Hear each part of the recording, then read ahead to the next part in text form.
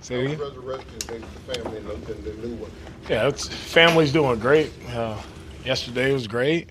It's a great Sunday, being able to go to church and worship and go out and get Sunday brunch and eat too much. So, So but you it go was, run the hill. yeah, I do. I do. I should be working out with the guys. You guys recently did a new deal for Jalen, and you had talked about how you guys felt about him for years.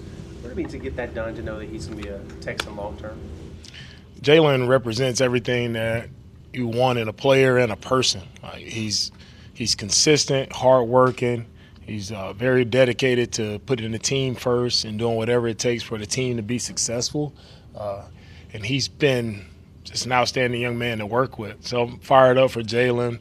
Jalen was a truly impact player for us. When he was on the field, he was all over the place causing havoc, and we expect to see the same for a long time. So I'm excited for Jalen, happy for him, and it's just I think just a cool example of a guy who puts his head down, works hard, does things the right way, and he's rewarded for it. And that's one beauty of this game, playing in the NFL, what it provides for you and your family. Jalen is representative of everything that you can ask for.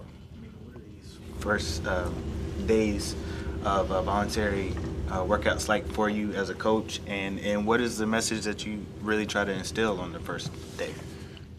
Being that it's our first day of OTAs, we get excited as coaches to have players back in the building.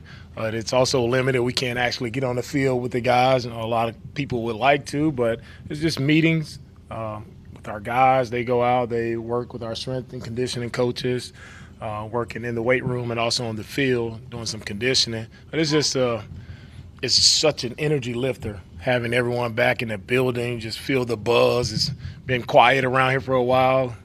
Kicked the rodeo out, so we're good to go.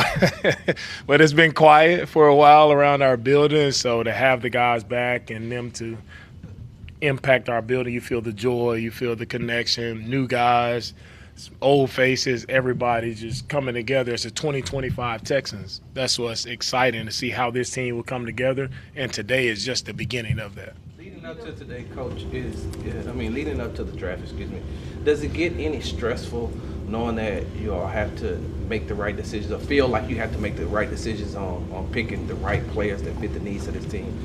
Draft is an exciting time, right? No one really knows how the draft is going to shape out. You don't know who's trading up, who's moving out. So it's an exciting time to add new players to your team. There are a lot of good quality guys to add to our team, and we're excited about that. A lot of great young men coming out in this year's draft. Guys work hard, put themselves in a great position to be drafted, and we take it how it comes. We feel like we're in a good spot as a team, and we want to continue to add young, talented guys who can come in and help us out in any way that they can. Hey, DeMeco, you guys have had kind of a busy off season. Kind of two things happening, getting ready for the draft, start of OTAs. What's the most important thing for the guys to do or know or learn in OTAs this time of year? Most important thing for me, what I asked our guys today in our meeting, is just be where your feet are. Right? We have a limited amount of time to be here. Like, let's be where our feet are. Let's be connected. Like, let's talk to our teammates. Let's not walk around with our heads down on our cell phone all the time, eyes up, eating lunch with each other, truly connecting with one another, and we'll improve upon the football. Right? It's about you put the right work in, you'll get better at your craft. But let's get better at connecting. Let's get better at the football, coming in with the right attitude, an attitude to learn, an attitude to grow. If you come in with that mindset, guys will really maximize these 9 weeks we have here in the off season. DeMeco, you mentioned how much of that is the culture now that you have established. In fact, y'all can't be on the field.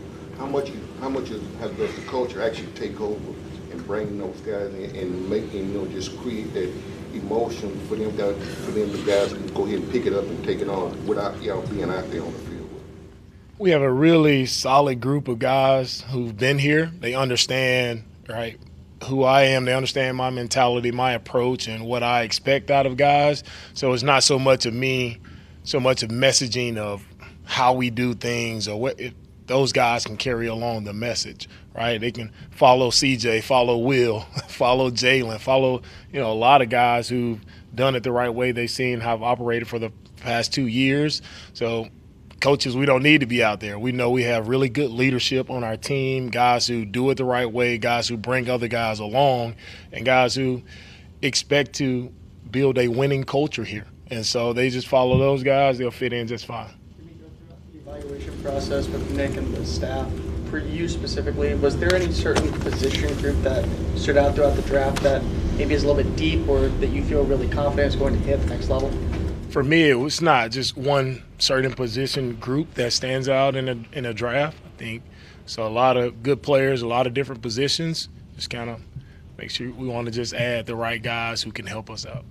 When it comes to the culture, given the fact that a lot of the kids that you're talking to are younger and they're not fully developed, is there any like development in when you talk to them? They might not be what you completely want right now, but they can develop into that. The one thing I always tell my coaches is we're here for a reason. We're coaches, right? You're here to teach. You're here to develop and grow young men.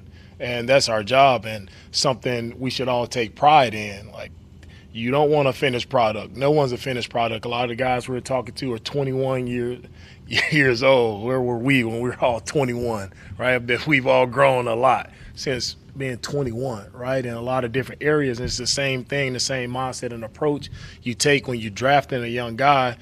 How are you going to help? You know, where of course he has the talent. He wouldn't be getting drafted if he didn't have the talent. He has that talent. So now what are you doing as a coach, as a teacher to enhance his skill set, make him better, give him more tools to work with, put in his tool belt so he can become better as a player, but also as a man off the field. And that's where coaches really shine. The coaches who can develop guys and help them maximize their potential, those are the coaches who are really great and they stick around the league for a long time. Over the years, as you've done it more and had more focus on it, in what ways do you feel like you've personally grown as a scout and being able to identify players, that can help you in this team?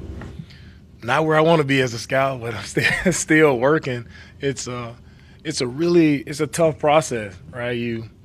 It's time consuming and it takes a lot of work, right, to really see where a guy is and to see the potential in, first off, what's his role for your team. I think that's always at the forefront of our mind when you're watching a guy. Like, yeah, he's a good player. How does he fit within our team, right? And what will that role be? And how are you going to enhance him once he gets here? So it's, my eye for talent is hopefully I'm getting the right guys in here, talent-wise, but also getting the good people, as I've said before.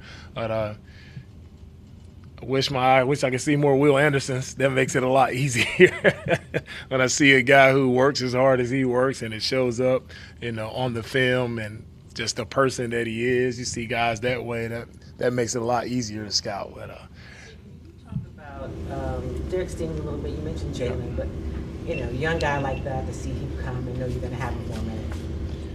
Really, really pleased with Stingley and what he's done, how he's grown. Talk about that growth and how coaches help guys develop. Stingley is a very talented guy coming out of LSU, and to see his game just improve year after year since he's been in the league, that's what it's about. It's about seeing that growth, seeing that development. Coach Dino has done a great job of working with Stingley, and Stingley has done a great job of putting in the work to get better, hone his craft, and then become one of the top corners in this league, where a lot of people don't want to throw to his side because they know if you put it up there, he could probably go take the ball away. So he's earned that. He's earned that respect, and that's what it looks like. That's growth. That's development. That's what excites me as a coach. And when you do it that way, you get a really nice contract. Hopefully he can buy his coach some dinner one day.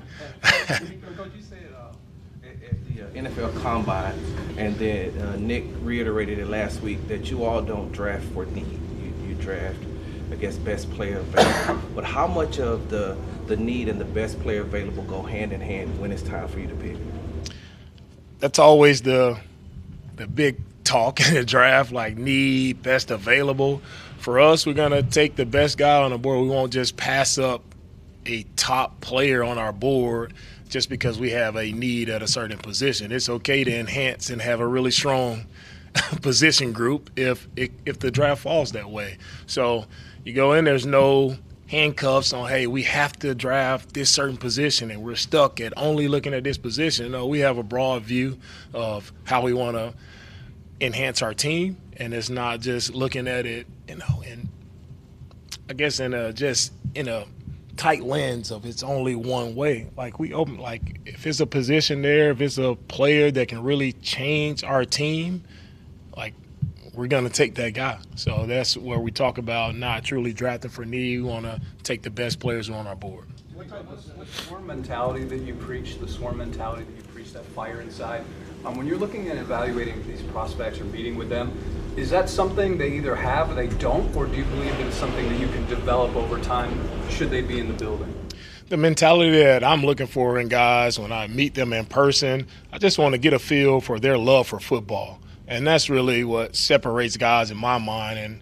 And you can tell, asking the right questions, you can see how dedicated a guy is to really growing and being better, being coachable and wanting to grow. You see the film and how a guy finishes, what effort a guy puts in, what is a guy doing away from football, away from the set schedule, what is he doing to prepare himself on his own as a player. That speaks to me as far as a guy's mindset and his willingness to play with all out effort, to play with that physicality that we like to see. So some guys definitely have it, and it can be enhanced in other guys. Just you have to get a sense of what guys have been taught as well from their college programs, and you see, how you can help guys get better in that regard. What type of impact does the new offensive direction have on the draft process and how you guys put together that board, and then ultimately how you go about making those selections? Yeah, with our new offense, the process is get great offensive players. That helps us, right?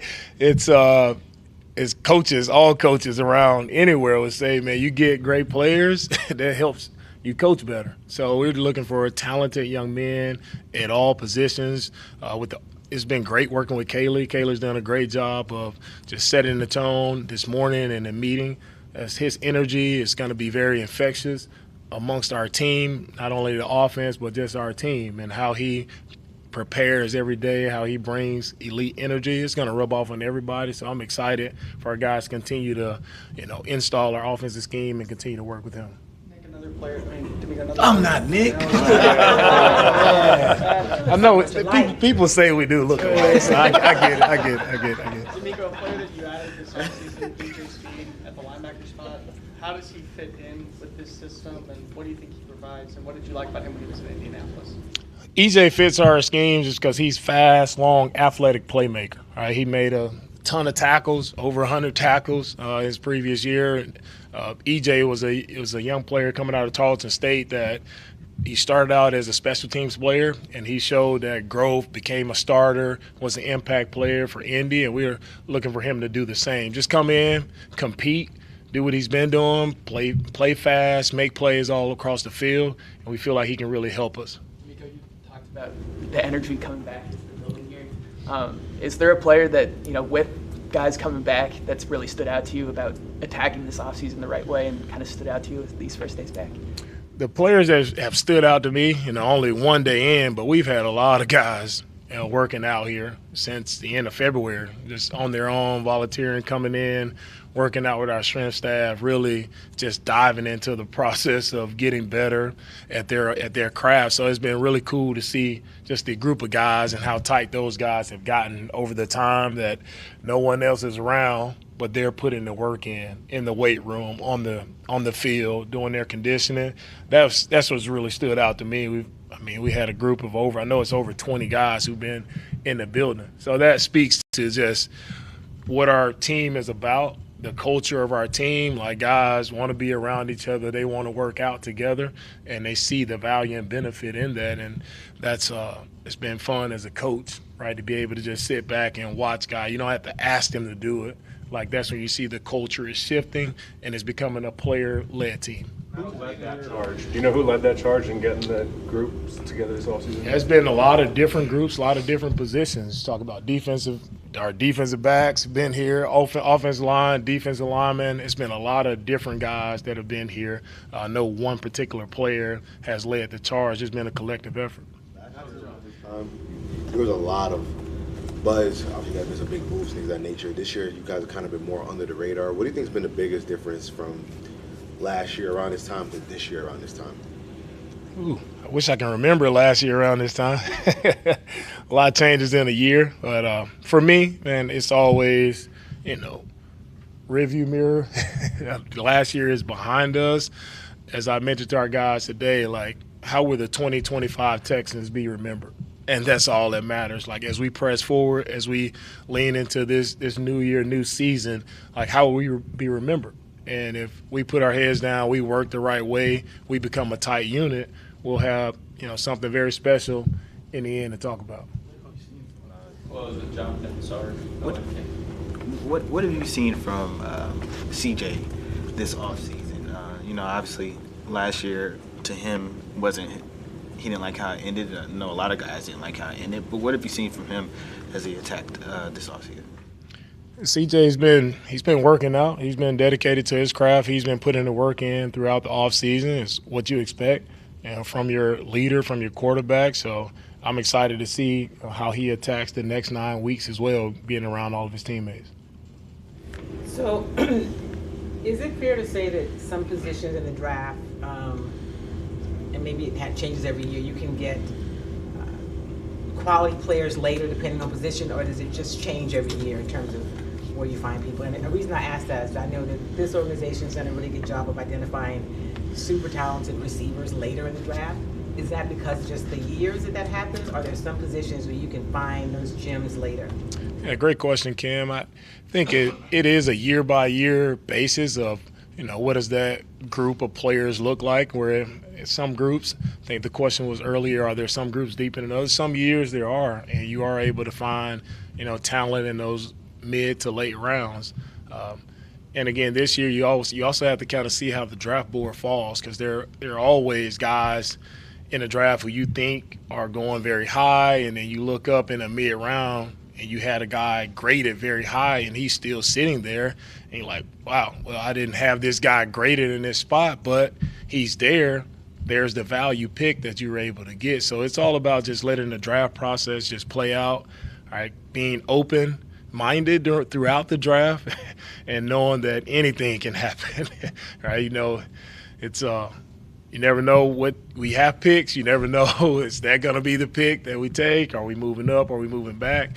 So everybody just hold your seat and watch out. Coach, I know that you all get a chance to evaluate a lot of these players that are coming in the draft on film. Yeah. When you talk to them at the combine, does that also dictate if you're going to bring them in for a visit here? And what is the difference in interviewing them there and interviewing them here? Talking to guys at the combine, we get about 15 to 20 minutes to talk to guys, and that process is very quick. Right? So you do get that. For me, I get that initial meeting, get a chance to talk to a guy, see how he's communicating, get to learn a little bit about his background. But 20 minutes is just, it's too fast, right, to truly get to know a guy. So when we bring them in on 30 visits, they get to spend a day here with us. So we get much more time to sit a guy down, talk to him, talk through film with him, right, talk through his background. Again, he gets a chance to meet with our coordinators, position coaches, special teams coaches. Like, they go through the entire gamut of meeting everyone in the building of who they will interface with on a day-to-day basis when they're here, if we drafted them. So everybody in the building gets a really good feel for the personality and to see if that personality fits in our building. Now, there are some great players who may not fit the Houston Texans, and that's okay. I'm pulling for all these guys to be successful in the NFL, however that looks. But we want to find the best, however many, 7, 8 guys that we're able to pick this year. We want to find those best guys who have the best fit for us, not only play style-wise, but also personality. Thank you, Coach. All right. Thank you, guys.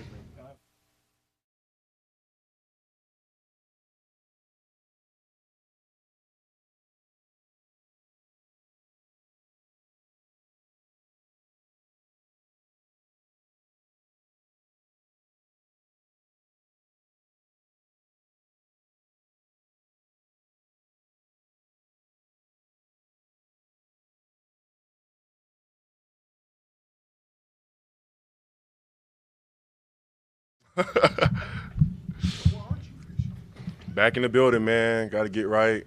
I'm excited to be back, though. It's been a lot of emotions, been a lot of thought, man, and just to be around the guys again, it's nothing but smiles, and you can feel the energy in the building, man. It's light, and I think everybody's in the same, mindset and going in the same direction, and it's beautiful. Besides getting out on the boat and on the water, which I know you love to do, you also recently worked out with Myles Garrett, who's one of the best. What did you take from that, just as far as the experience, the work ethic, and just the influence mentoring that you can have with Myles? Yeah, man, he's a funny guy. I love him to death, man. And the relationship that we've built, over these last couple of years, it's been awesome. His work ethic is crazy, and I've learned so much from him, just how to take care of my body, man, the things I need to do for my body, eating right, sleeping right, nutrition, all those type of things. And it's been competitive. We've been talking a lot of crap to each other, and we've been going back and forth, but the work has been really good.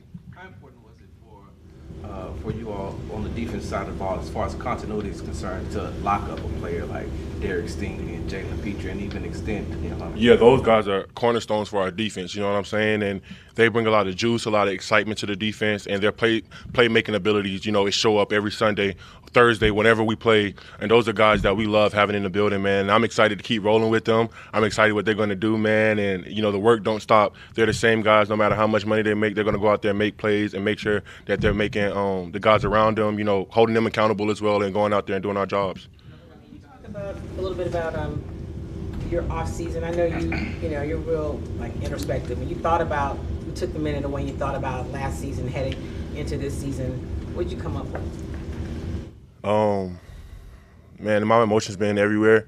For me, those last two playoff games, for me, I'm like, you got to do that every game. You know what I'm saying? That's just been my emotions, and I'm like, bro, going into this division I see for our team, division I see for the defense. It's the sky's the limit. If we come out balling like that, nobody can touch us, and it starts now. And it's been nice to see everybody in the locker room, everybody being here, even the vets, and that just shows how much they care about the program and where they want to see the program go. And one guy I got to highlight, how I had my highlight with Aziz last year, C.J. Gardner, man. Today was my first day meeting him, and he is everything I knew he would be. Competitive, talk smack, and I love it. And we need those type of guys in the locker room that lighten everybody's mood a little bit and show it's fun, man. Football is fun, and he brings that energy. When you were talking just a second about CJ, what does he bring to that secondary though that can transcend this year to a new level? Yeah, man, that juice, his energy is contagious, and I felt it today while we were running sprints and we were conditioning and stuff like that. He's very competitive, and to play in this defense and to play our style and our brand of ball, you got to be competitive and you got to have a little edge to you, and I think he has all those things. You get to watch him for the last several years on the opposing side, but what does EJ's speed bring to the second level of this defense? Yeah, he brings, like you said, everything.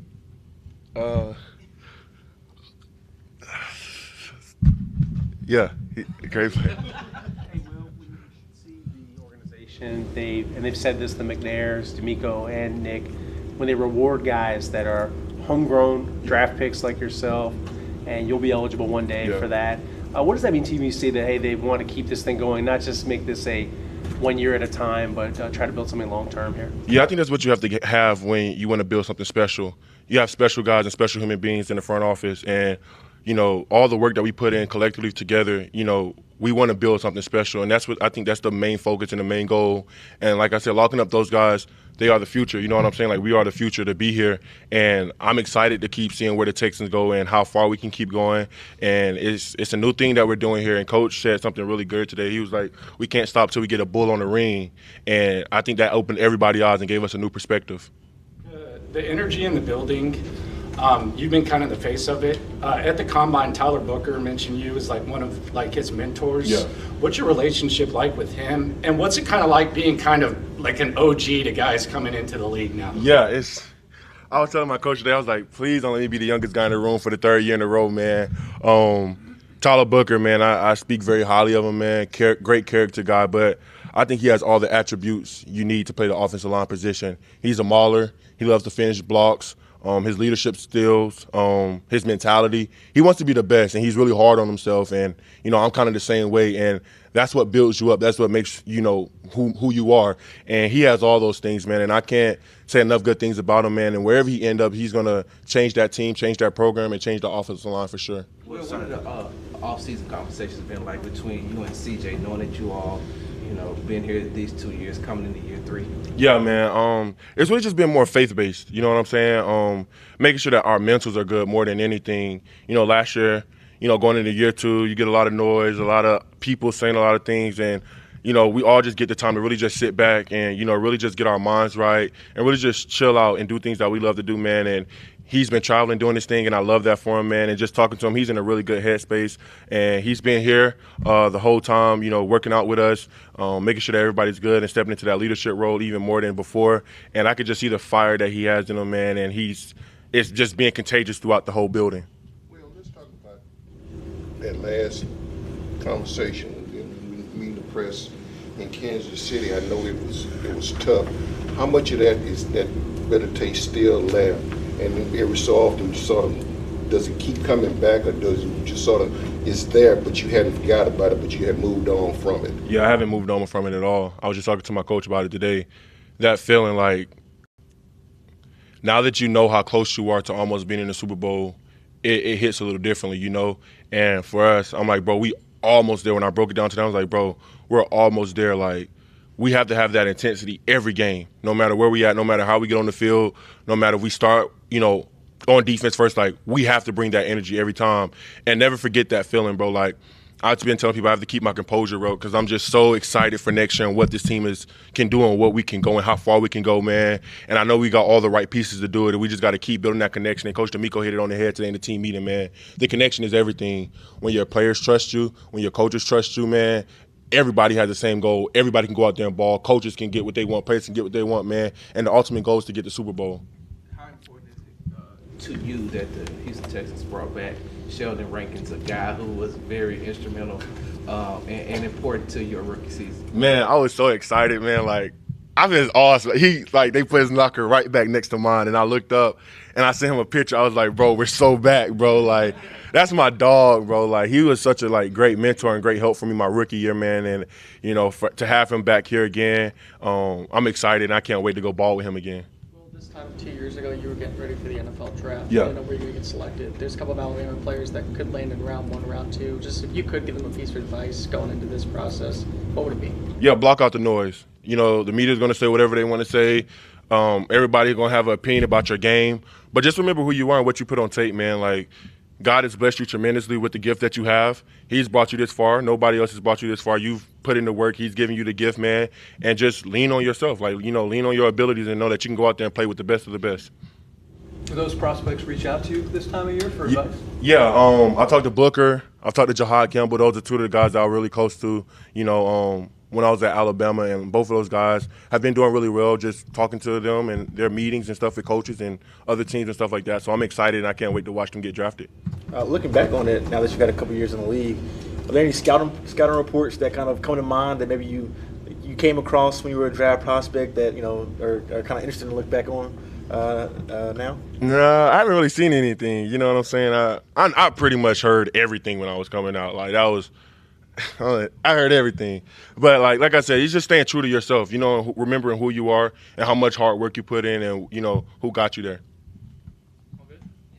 Thank you. Appreciate it.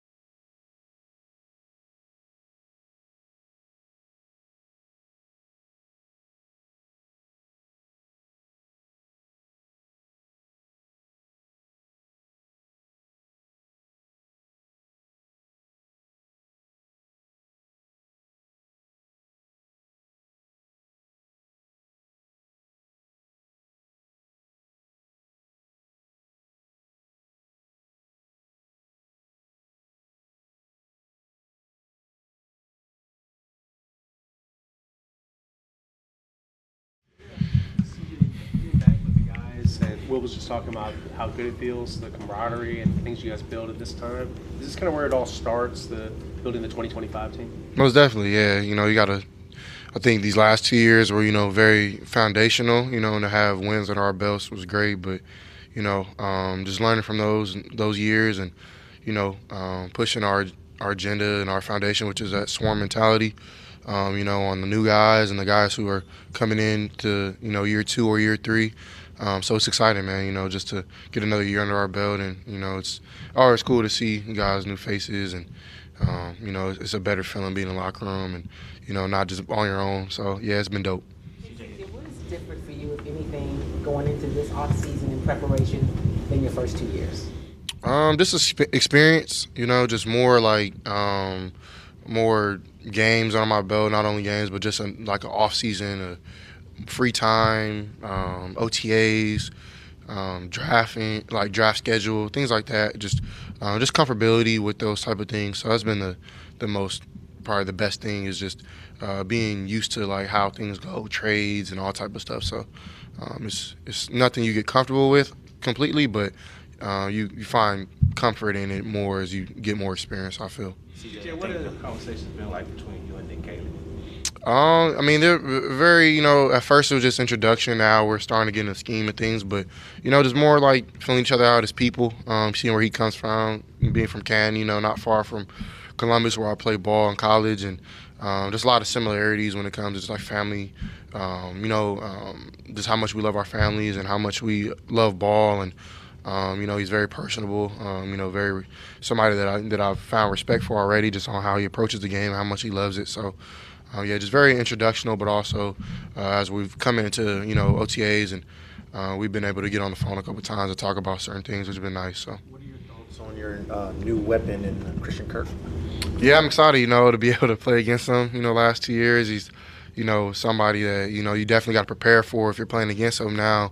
It's the other side where, we get to work together, somebody who I've heard amazing things, Mikado being from Texas A&M, and being with him there, say, that he's a great person. That's all I've seen, being on the phone with him, texting him. Now meeting him in person for the first time, other than being opponents. But yeah, man, he brings a tenacity, a raw ability just to run routes, feel the game, run after catch, and just I think he's a very polished route runner and a leader, which is something that I'm very excited to work with him about. CJ, besides coaching, there have been a lot of changes, primarily on offense with the offensive line.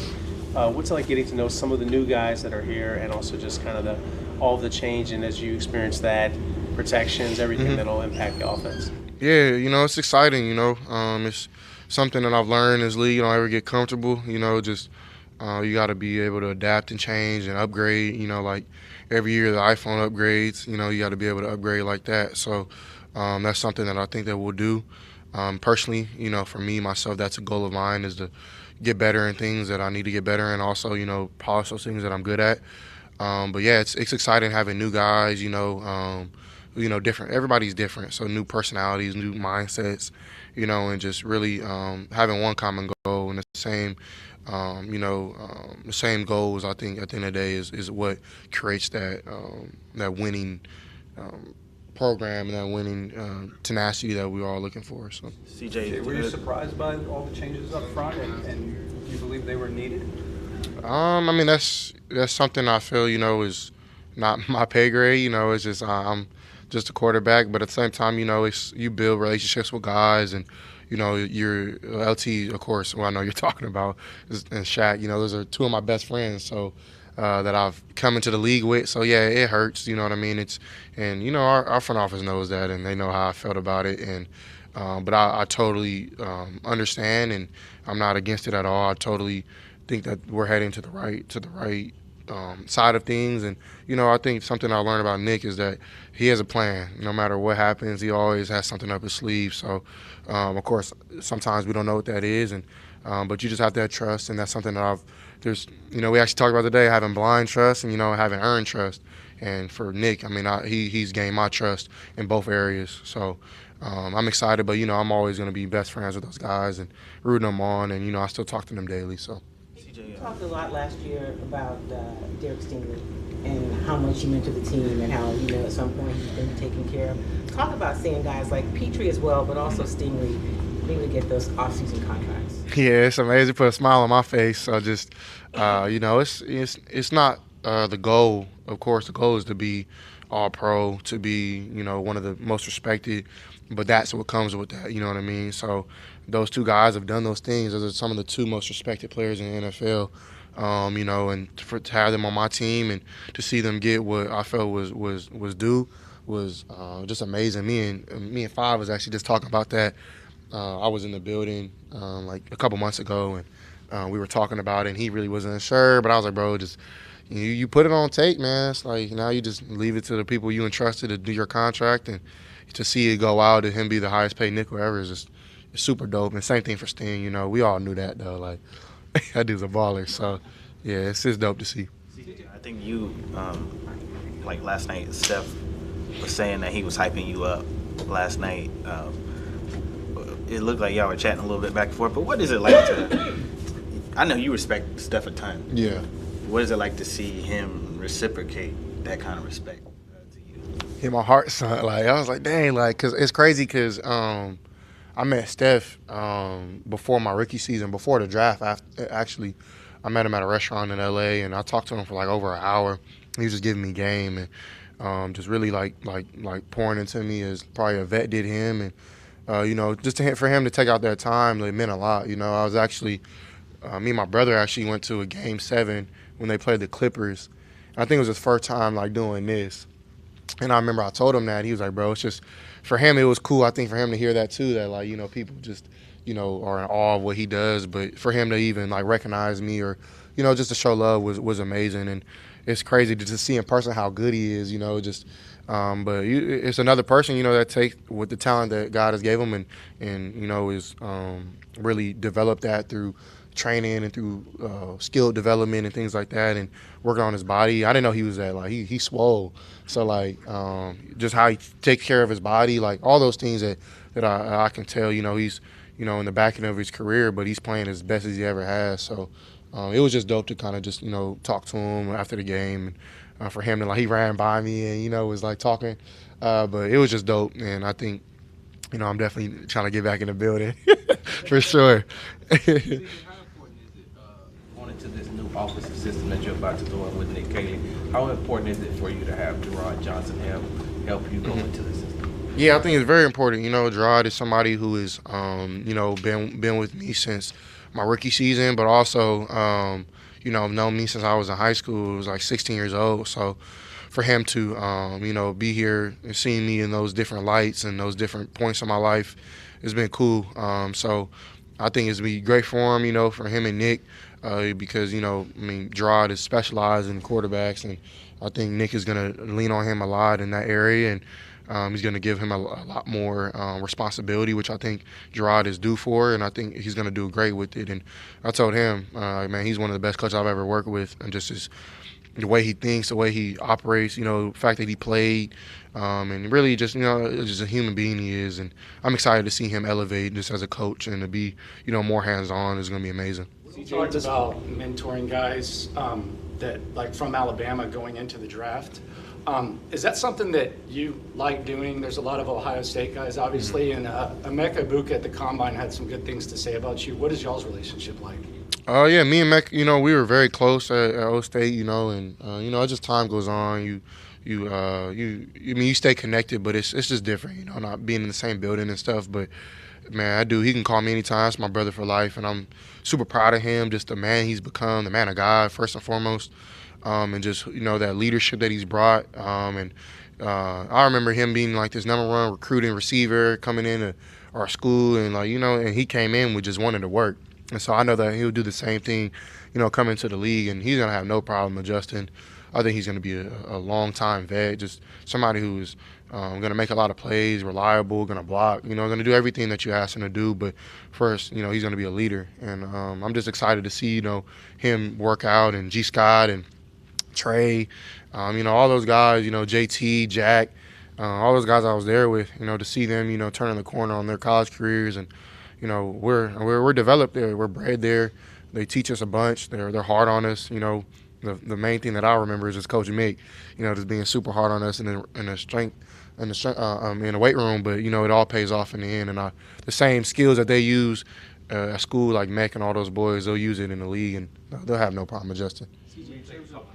In terms of leadership and your teammates, and DeMeco talk about that, how you're the leader. Where do you hope to lead this team, and where do you feel like the team is right now? Obviously we're in the off season, nothing games or anything, but just kind of where you want to take this thing. Yeah, for me, I always believe in just servant leadership, serving in any way I can. And like I told y'all before, my coach in college, Coach Fitch, taught me the most important job, the only job really a quarterback has is to make everybody around him better.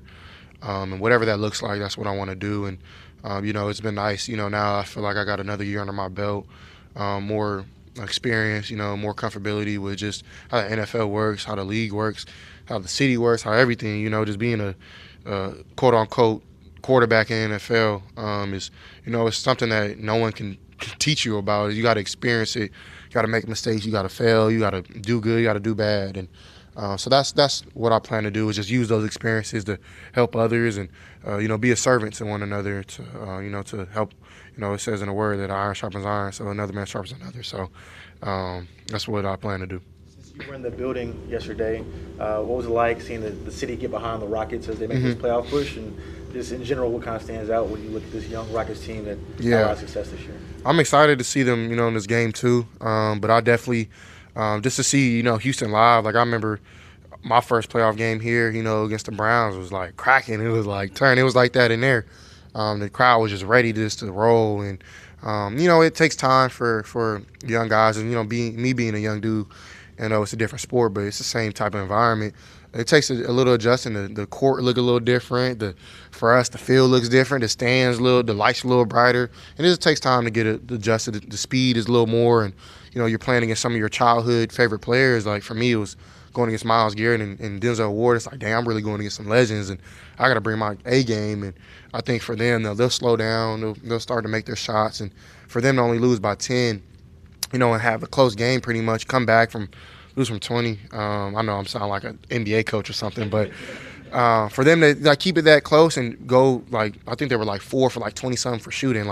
They'll find their shot, in my opinion. I think they'll be fine, and I think Jalen's gonna take over, and our man's gonna get warm, and Sengun, he nice. So I love the whole team. I love Fred nice. I love Jabari. They all hard to me. So yeah, I'm excited to watch. CJ, you said that talks with Nick about the system has been really preliminary so far, but just from what you've picked up from him, kind of how do you feel about the offense and how it fits kind of your game going forward? Yeah, I mean, he comes from LA and New England, and he's gonna bring some of that swag over here. So, that kind of is what I'm used to, is taking control and being a little more pre-snap. Having tools to put my guys in the best position, and that's something that we really didn't work on these last 2 years. But even those principles I learned from, and it made me better because it added a new element to my game. So. Be able to, just get better and learn from, what he did with, New England and L.A.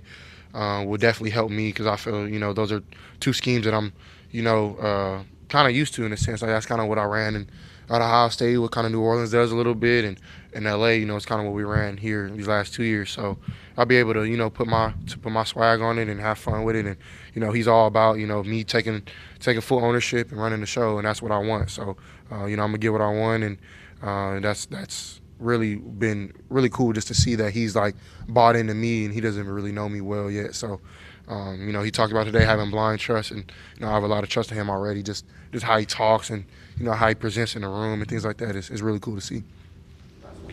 CJ, you were with Bobby your first 2 years coming into the league, and I know that you all were also close. What are some of the things that you've learned from him that you can use further on in your career? Yeah, Bobby's taught me a lot about just, ownership, taking real ownership on your job and making sure that, you're doing what you need to do, play in and play out. And that's something I think that I got better at as I kept going, learning what everybody's doing. He challenged me on that a lot. motions and different formations and just all the nine. And I think it's just cool just to have, somebody who,